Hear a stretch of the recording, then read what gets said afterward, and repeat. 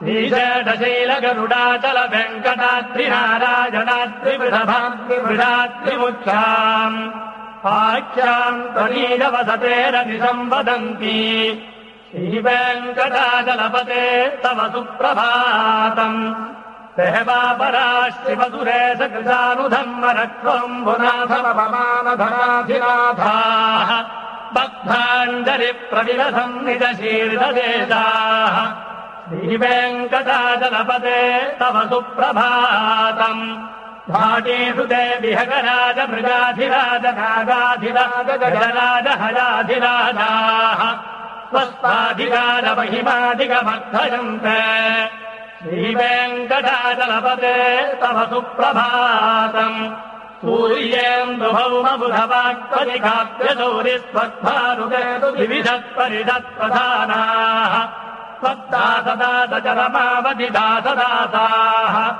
श्रीवेङ्कटाचलपते तव सुप्रभातम् त्वत्पादधूलिभरितस्फुरितोत्तमाङ्गाः त्वज्जापवर्गनिरपेक्षनिदान्तरङ्गाः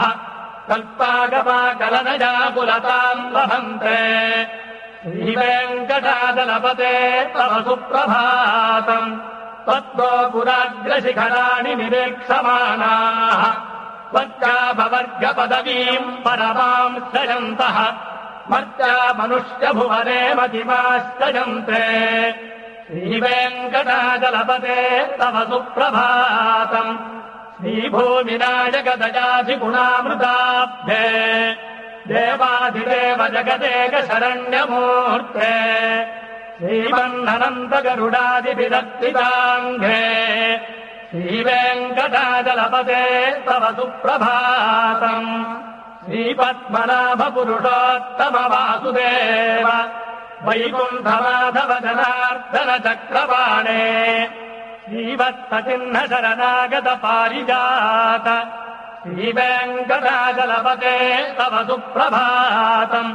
कन्दत्पदत्पहर सुन्दर दिव्यमूर्ते